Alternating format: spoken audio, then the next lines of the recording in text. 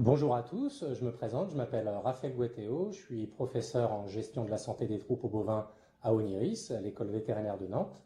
Je voulais vous remercier pour votre participation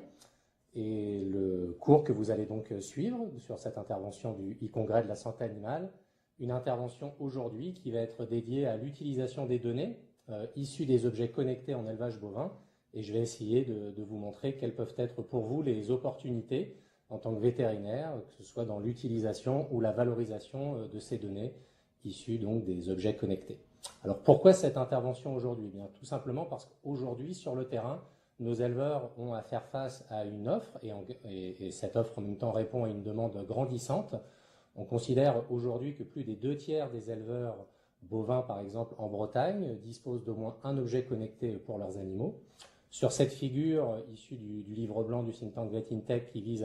à recenser l'ensemble des objets connectés disponibles sur le bovin, vous pouvez voir l'ensemble un peu du panorama potentiel, à la fois par exemple des pédomètres ou des activimètres pour mesurer l'activité des bovins, des colliers qui vont enregistrer la rumination, bien évidemment le robot de traite qui fera d'ailleurs l'objet d'une intervention spécifique lors de cette semaine par notre confrère Olivier Crène, et puis tout un tas d'autres outils. Alors, à ce stade, il est déjà important de noter qu'il n'existe aucun cadre réglementaire encadrant l'utilisation de ces objets, ou en tout cas décrivant quelles doivent être leurs performances en termes à la fois d'efficacité et d'innocuité. Si on regarde maintenant un peu plus précisément quels sont les outils qui sont disponibles aujourd'hui et qui sont présents en élevage, on se rend compte que derrière le classique distributeur automatique de concentré, ce sont principalement des outils de monitoring centrés sur la reproduction, à la fois des outils qui visent à détecter la survenue de vélage ou la détection de chaleur chez les bovins, qui sont aujourd'hui les outils les plus fréquemment présents sur le terrain. Ensuite, on remarque des outils comme l'utilisation de caméras ou bien évidemment le robot de traite dont je vous parlais juste précédemment. Ce qui fait qu'au final, les raisons pour lesquelles aujourd'hui les éleveurs s'équipent sont principalement le pilotage de la reproduction, la production en général et notamment la production laitière, le pilotage de l'alimentation. Et puis finalement, la santé arrive aujourd'hui un peu comme, j'allais dire, non pas la dernière roue du carrosse, mais en tout cas la dernière indication pour lesquelles les éleveurs s'équipent. Mais néanmoins, beaucoup des données qui sont générées en vue, par exemple, de détecter les chaleurs, qui sont pour beaucoup l'activité et la rumination, peuvent finalement être détournées, j'allais dire, de leur indication primaire, qui était la détection de chaleur, pour ouvrir finalement des potentialités un peu plus larges sur la détection de troubles de santé. C'est ce que je vous propose du coup d'essayer d'illustrer à travers cet exemple de l'activité et de la rumination. Encore une fois, le cas spécifique du robot de traite étant traité plus tard au cours de cette semaine. Alors, pour ce faire, je vous propose de suivre le plan suivant. Dans un premier temps, d'essayer de voir quelles peuvent être la nature, le type des données disponibles et leur utilisation potentielle. Dans un deuxième temps, d'essayer de voir en quoi ces données peuvent accompagner ou préparer ou voire suivre notre visite lorsque l'on est appelé pour un bovin malade ou même pour suivre un troupeau. Et puis juste finir par quelques éléments de perspective sur l'utilisation à court ou moyen terme qui pourrait être faite de ces données. Alors si on regarde quelles sont aujourd'hui l'utilisation et les données ou l'allure des données disponibles, notamment concernant l'activité et la rumination, comme je vous le disais, l'indication prioritaire pour lesquelles les animaux sont équipés est de détecter les chaleurs, notamment sur la base d'une augmentation de l'activité couplée à une diminution de la rumination. Différents types d'outils aujourd'hui disponibles sur le terrain permettent de répondre à cette détection. Je vous ai mis ici une sortie d'écran donc disponible pour l'éleveur sur son smartphone, donc d'une vache en l'occurrence, où vous avez conjointement en bleu notamment la courbe d'activité et puis en violet la courbe de rumination. Au-delà de la détection simple de chaleur, on peut, notamment dans la sphère de la reproduction, essayer de se servir un peu différemment de ces outils-là, de façon, comme sur cette vache-là, à voir si les pics qui visent à détecter les chaleurs,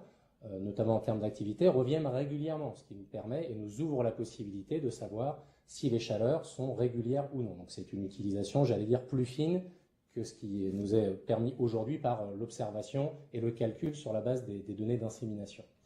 Une autre possibilité, toujours dans la sphère de la reproduction, toujours avec cet outil, donc, qui est la solution SenseTime du laboratoire SR Allflex, qui est donc un outil qui se met soit sur le collier, soit une boucle auriculaire. Dans ce cadre-là, vous voyez donc pour cette vache en particulier, une vache connue pour être gestante, qui représente, et d'ailleurs qui par la suite, de façon cyclée,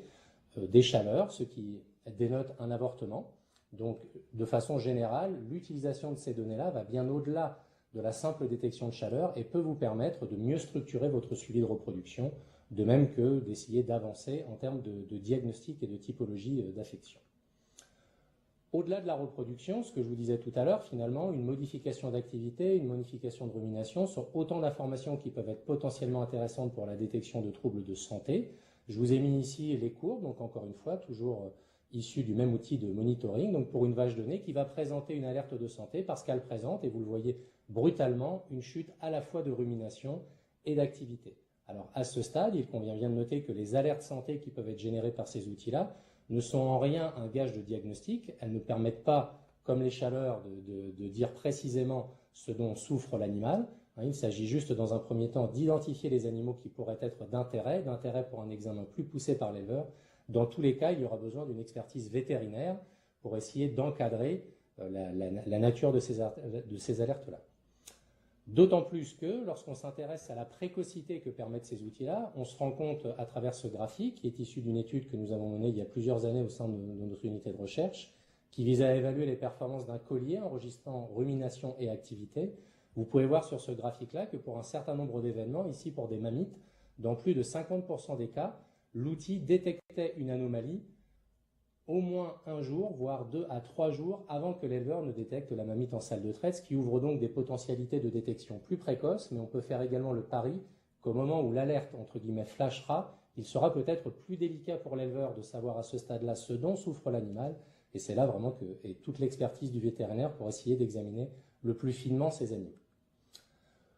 Au-delà de la santé, on pourrait finalement se servir des données générées par ces outils de monitoring pour répondre aussi à des questions qui sont relativement anciennes dans la conduite de l'examen clinique, mais qui trouvent toujours un peu peine à répondre, comme par exemple, depuis combien de temps est-ce que l'animal présente cette pathologie, depuis combien de temps cet animal présente des troubles, par exemple de l'alimentation. Et bien finalement, sur cette sortie d'écran, là également, vous pouvez voir d'abord une première alerte, symbolisé par un petit landau qui correspond en fait à une alerte donc, au moment du vélage, de la production du veau, et puis ensuite une modification un peu en montagne russe finalement, à la fois de l'ingestion, de la rumination, ce qui permet sur cet animal-là, j'allais dire, de mieux dater la chronicité et aussi l'intensité des troubles. Donc il ne faut pas hésiter, lorsque vous êtes appelé pour un animal malade, à essayer, notamment si l'animal est connecté, de demander à l'éleveur d'avoir accès à l'historique des données brutes générées pour cet animal, de façon, j'allais dire, à renseigner l'anamnèse, donc l'historique de la maladie, de façon aussi fine que possible. Et puis, au-delà de l'animal, je dirais que ces outils-là ouvrent également une perspective très très intéressante en termes de médecine préventive à l'échelle du troupeau. Il y aura également une intervention faite dans le cadre de celui congrès par Pierre Matevet sur la médecine prédictive et préventive. Ces outils connectés, ils trouvent là toute leur place. Sur ce graphique, qui utilise là encore les données disponibles par cet outil qui mesure activité et rumination, nous avons ici synthétisé non plus les données à l'échelle de la vache, mais à l'échelle du troupeau en entier. Je vous ai indiqué par le cercle bleu une zone de la courbe qui tente à démontrer qu'à l'échelle du troupeau, en moyenne, on observe une baisse notable du temps de rumination moyen. Il s'agira pour vous à ce moment-là de savoir si un événement particulier est apparu, pas forcément une maladie, ça peut être un changement de silo, une modification d'un événement dans le bâtiment qui fait que la circulation des animaux a été quelque peu modifiée, ou alors éventuellement le passage d'une pathologie sur l'ensemble du troupeau. Donc ces outils connectés permettent là encore, dans le cas de votre examen clinique, de répondre à la fameuse question, y a-t-il d'autres animaux atteints, et de sortir du simple focus sur l'animal pour lequel vous êtes appelé, pour essayer d'élargir au reste du troupeau. Et puis jusque-là, nous avons parlé de reproduction, de santé, mais ces outils ouvrent également la perspective à une mesure peut-être plus globale, non pas de l'état de santé, mais de l'état de bien-être des animaux, puisque finalement, si nous avons des outils qui nous permettent de détecter à la fois l'activité et le comportement alimentaire des bovins, nous sommes en mesure rétrospectivement, comme certains outils le permettent, comme par exemple ici le coulier CoView de la société GEA, permet a posteriori de reconstituer à différents pas de temps le comportement d'une vache. Est-ce que ma vache sur la journée a passé tant de temps en activité, à se déplacer, à se nourrir, à être couchée en train de ruminer, et finalement à reconstituer ce qu'on appelle le budget temps, c'est-à-dire la part de temps qu'une vache va attribuer aux différentes activités, j'allais dire qui doivent être les siennes au cours d'une journée, et finalement ce qui vous permet d'avoir une analyse plus globale que la santé, d'avoir une mesure plus fine de modification comportementale, et donc dans ce cadre-là, à la fois d'une aide précieuse, que ce soit pour évaluer le bien-être, qui aujourd'hui est une attente sociétale de plus en plus présente, et puis d'avoir une approche peut-être plus préventive des modifications et des troubles qui peuvent affecter les bovins. D'autres exemples rapidement, avant de passer à la façon dont ces données peuvent accompagner la visite. Je vous ai mis ici une sortie qui serait disponible sur le smartphone de l'éleveur si ces animaux étaient équipés d'une boucle qui s'appelle le SmartBow, donc qui va mesurer activité, ingestion, mais également localiser très précisément les animaux au mètre près. Donc c'est ce qui peut faciliter l'identification de l'animal, par exemple en chaleur, pour ne pas perdre de temps à l'identifier, mais ça vous permet également, comme vous pouvez le voir sur ce schéma-là, de retracer finalement l'historique, j'allais dire, de navigation ou de déplacement de l'animal au sein du bâtiment et finalement en superpositionnant l'ensemble des positions et des trajets des animaux, d'identifier peut-être des zones plus ou moins chaudes ou plus ou moins froides du bâtiment, des zones par exemple qui ne seraient jamais empruntées par les animaux. Ça vous donne là encore sur la journée des profils d'activité selon que l'animal est actif, inactif, marche, donc là encore une mesure plus fine de ses comportements. Et puis d'autres potentialités, qu'elles soient par exemple permises par la thermographie infrarouge, avec ici des photos de pieds, à gauche atteint d'une lésion podale, à droite non atteint, vous voyez qu'on a une augmentation de la température. Il y a aussi à terme des potentialités de cette mesure de température pour évaluer la qualité spermatique en fonction du profil infrarouge des testicules, des caméras qui permettent de reconstituer l'image 3D de l'animal et d'évaluer la note d'état corporel. Bref, autant de données qui demain vous permettront, et même dès aujourd'hui pour certaines, d'affiner votre diagnostic ou votre pronostic.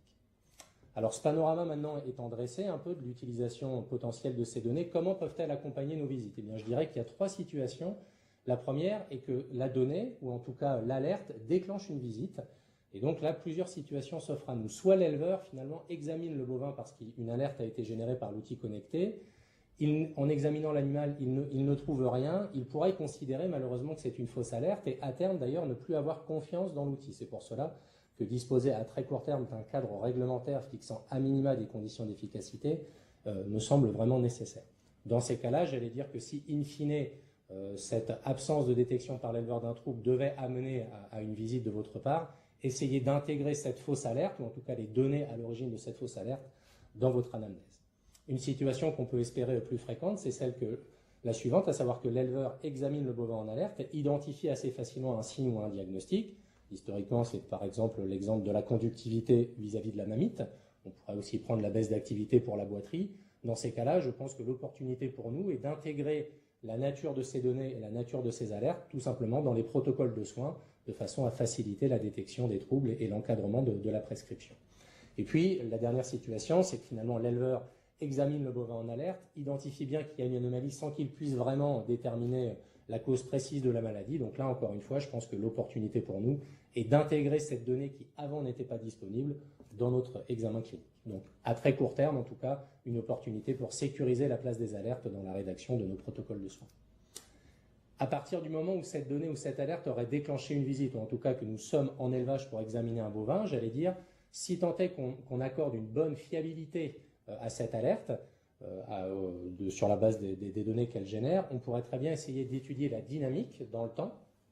de cette donnée, comme je vous le disais tout à l'heure, de façon à évaluer la chronicité, l'intensité, et puis tout simplement également parce que nombre d'outils permettent d'avoir accès à des données qui historiquement n'étaient pas disponibles. Je vous ai mis ici les courbes issues d'un bolus ruminal de la société SmackTech qui permet, en plus de différentes autres mesures, de mesurer le pH ruminal. La seule alternative aujourd'hui pour avoir une mesure fiable étant de faire une ruminosynthèse, donc une ponction à travers l'abdomen qui peut être invasive, compliquée à réaliser. Là, finalement, elle nous permet à la fois d'avoir une mesure moins douloureuse pour l'animal, moins invasive, mais surtout en continu, ce qui est vraiment le gold standard, la méthode de référence pour détecter les situations d'acidose subaiguë de la vache laitière. Et puis, j'allais dire que, comme je vous le disais tout à l'heure, cet outil permet aussi de ne pas se cantonner seulement à l'animal en alerte, mais de bien regarder l'ensemble des animaux autour de l'animal ayant déclenché l'alerte, pour à la fois permettre une détection plus précoce sur les autres animaux. Ça peut être par exemple l'exemple de la température, de la prise de température sur des jeunes bovins. Un jeune bovin déclenche une alerte, combien autour sont déjà en hyperthermie. Ça peut nous permettre à un instant donné aussi de mesurer la prévalence, donc le nombre d'animaux atteints, en sachant que dans certaines situations, on aura plus confiance dans l'alerte s'il y a plusieurs animaux atteints plutôt que d'un seul. Donc ça influe bien sûr positivement sur la valeur prédictive positive. Et puis ça peut aider également à sélectionner les animaux. À titre d'information, je vous ai remis une courbe d'activité en bleu ici en bas d'une vache qui semble présenter par exemple un anestrus, c'est-à-dire peut-être des très très légers pics, mais finalement très faible, voire même absent. Et donc, ce qu'on pourrait considérer comme une absence de cyclicité peut être tout simplement due à une non-expression. Et donc, finalement, cet animal-là serait tout à fait prioritaire pour la réalisation d'une visite dans le cadre d'un suivi de reproduction. Et puis, la dernière chose, c'est que cette donnée, elle peut suivre finalement la visite afin de permettre de maximiser l'observance, tout simplement parce que l'on pourrait, comme par exemple c'est illustré sur ce graphique-là, mettre en place un traitement suite à une alerte, en tout cas l'alerte générale à la visite d'un animal qui présente une chute ici progressive de l'activité de la rumination, et puis de pouvoir suivre, nous-mêmes en tant que vétérinaires à distance, ou en tout cas en conseillant l'éleveur pour le faire, eh bien de voir quelle est l'évolution post-traitement, est-ce que l'animal finalement va mieux ou moins bien, et puis surtout à quelle rapidité. Donc ça ouvre vraiment des voies très très intéressantes en termes d'observance et de suivi, de façon à réorienter le traitement si besoin, ou en tout cas de pouvoir à distance faire finalement un suivi de routine. Alors pour finir, quelles sont les perspectives offertes demain par les outils de monitoring? Bien, je dirais que ça dépend de l'échelle à laquelle on s'intéresse. Si on s'intéresse aux nouvelles techniques à l'échelle du troupeau, je vous ai mis ici à titre informatif différentes possibilités, que ce soit, comme je vous le disais tout à l'heure, la thermographie infrarouge, ou alors tout simplement des systèmes de reconnaissance de lésions basés tout simplement sur des logiciels de reconnaissance faciale. L'intérêt de ces outils étant qu'ils peuvent être embarqués notamment sur les robots, puisque certains outils, ou en tout cas méthodes de détection, manquent cruellement en système robot. C'est par exemple la fameuse méthode qu'on a développée de détection des lésions de dermatite digitée en salle de traite à l'aide d'un miroir, qui s'adaptent, en tout cas ne peuvent être pratiquées en système robot. Et bien finalement, on se rend compte que certains outils connectés relativement simples, comme l'installation d'une GoPro avec un logiciel de reconnaissance de lésions, pourraient permettre de détecter ces lésions dans un système en robot. Je vous ai mis également le système Corunt de Shippers, qui mesure la pression exercée par les membres sur la plateforme en métal que vous voyez, ce qui permet, si tous les animaux sont équipés, en sortie de salle de traite, après chaque traite, eh bien, de détecter le nombre d'animaux qui présentent une anomalie de pression sur les membres. À ce stade-là, il n'y a pas forcément de boiterie ni de lésion en cause. En tout cas, ça nous permet, à l'instant T, sans aucun effort, si ce n'est l'investissement bien sûr par l'éleveur, de mesurer le nombre de bovins atteints de troubles locomoteurs. Et puis, à l'échelle de la mesure très très fine, ça ouvre également des perspectives très intéressantes en termes de sélection d'animaux, de sélection génétique, puisque ça nous donne accès à ce qu'on appelle du phénotypage à haut débit, c'est-à-dire de la précision très fine sur des caractères qui, autrefois ou sinon même aujourd'hui, seraient très longs, très compliqués, très coûteux à mesurer. Ça peut être par exemple l'intensité des chaleurs. Est-ce que les animaux ont des chaleurs qui sont très cyclées? Est-ce que l'œstrus est très intense ou non? C'est sûr que ces animaux-là, en fonction, sont peut-être plus intéressants à sélectionner que d'autres. Et puis, si on commence à connecter et à avoir de la bonne interopérabilité entre tous les outils, c'est probablement quelque chose qui peut permettre de collecter l'ensemble des données produites à l'échelle de l'animal, de façon à définir un phénotype de robustesse, de résistance aux maladies, que ce soit par l'enregistrement automatisé des traitements, des vaccinations, associé également à leur capacité à récupérer plus ou moins rapidement un comportement normal suite à un événement pathologique. Donc ça ouvre vraiment des voies très très intéressantes en termes de phénotypage. Et puis la dernière perspective d'application, c'est celle dont je vous parlais d'échelle d'application, puisque si on se place non plus maintenant à l'échelle d'un animal ni même d'un troupeau, mais d'une région,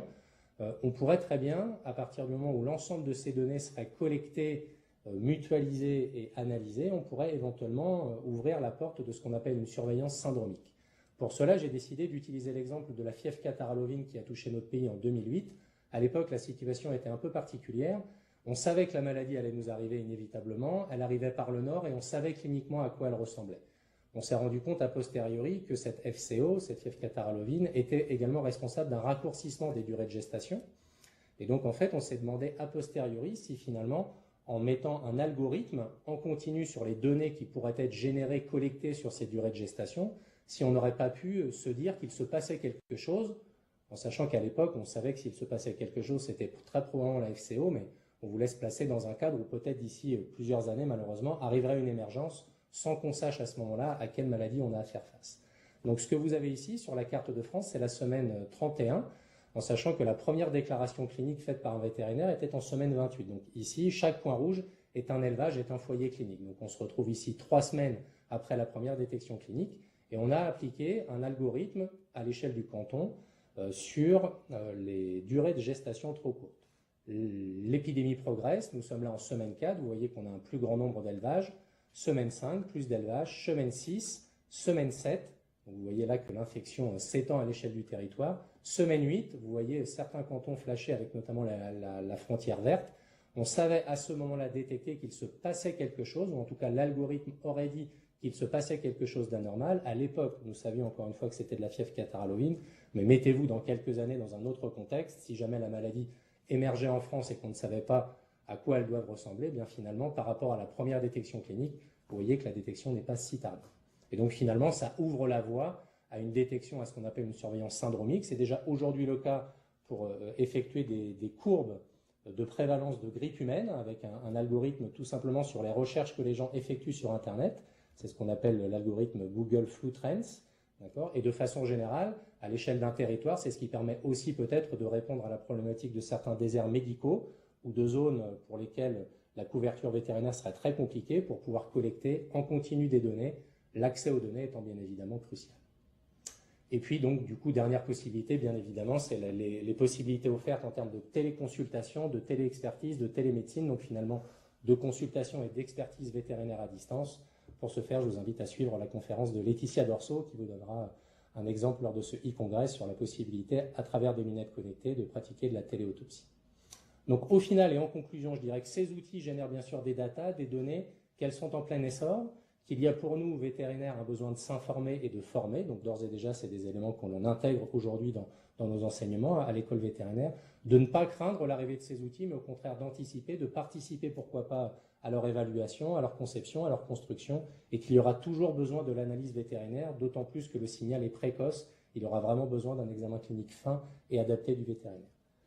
À long terme, ça ouvre des perspectives, qu'elles soient sur le besoin de revisiter les méthodes d'examen des animaux, et donc d'arriver à ce qu'on pourrait appeler une propédeutique ou une sémiologie 2.0, de sortir d'une analyse strictement santé sur un trouble donné, mais bien d'avoir une approche plus globale en termes de bien-être, et donc d'accompagner les éleveurs pour valoriser et optimiser ce bien-être de leurs animaux, et puis de valoriser bien évidemment les données à des échelles un peu plus importantes que l'animal, que ce soit à l'échelle du troupeau ou du territoire. L'idéal étant, je pense vraiment pour les outils à développer, de partir du besoin de l'éleveur, du vétérinaire, de la biologie, de ce qu'on sait de l'animal, et ensuite d'avoir une interaction entre donc cette valence, j'allais dire, biologique, vétérinaire, et puis les aspects de compétences en ingénierie ou en intelligence artificielle. Et de mon point de vue, il ne faut pas voir ça comme une menace, mais plutôt se dire que la menace serait de ne pas saisir l'opportunité offerte par ces outils. Et dans tous les cas, ces outils ne viendront jamais en substitution de l'éleveur ou du vétérinaire, mais bien en complément.